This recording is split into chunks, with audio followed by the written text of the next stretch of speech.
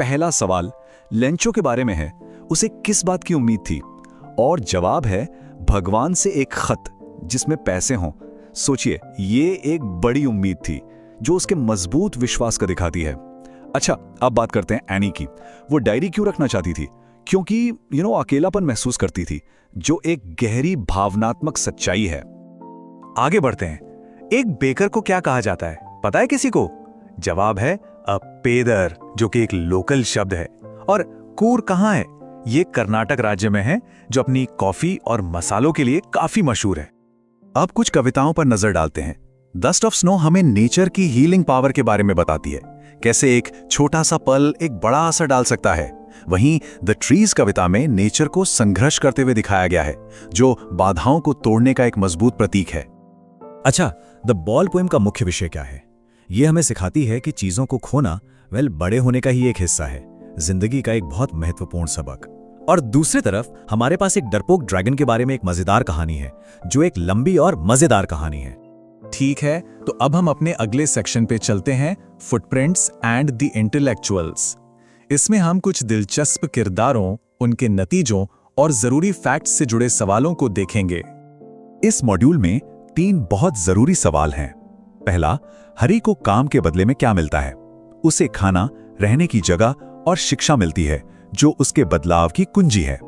दूसरा, अनिल ने उसे कितने पैसे दिए? जवाब है 50 रुपए, एक महत्वपूर्ण राशि। और आखिर में श्रीमती पंफ्रे क्यों चिंतित थीं? क्योंकि उनका डॉगी कुछ खा नहीं रहा था, जो बीमारी का साफ संकेत था।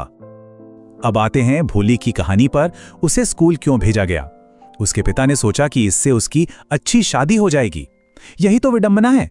शिक्षा का उद्देश्य शादी नहीं, बल्कि सशक्तिकरण था। और हां, याद रखें, इस कहानी के लेखक के.ए. अब्बास हैं। चलिए अब थोड़ी जासूसी करते हैं। पहली केस फाइल है द इनविजिबल मैन। वो पहली बार तब दिखाई दिया जब उसने कीचड़ में कदम रखा और उसकी पहचान हुई एक पुलिस कांस्टेबल से, जो संदिग्ध की गलती थी।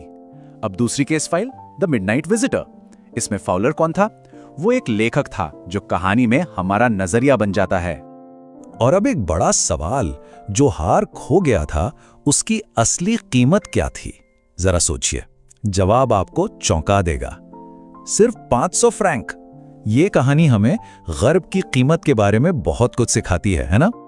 इस मॉड्यूल में 3 मुख्य बातें हैं जो याद रखनी है। पहला, ग्रेजुएशन कहां से हुआ? हार्वर्ड यूनिवर्सिटी से। दूसरा, इसे पुस्तक का युग क्यों कहा गया? क्योंकि उस समय हर चीज के लिए किताबें होती थीं। और आखिर में, कैप्टन कौन था? ओमेगा। ये नाम अच्छे से याद कर लीजिए। और अब हम आ गए हैं अपने आखिरी हिस्से में, ये पक्का करने के लिए एक क्विक रिव्यू की इस सेशन की सभी जरूरी बातें दिमाग में बैठ गई हैं। तो एक बार फिर से देख लेते हैं।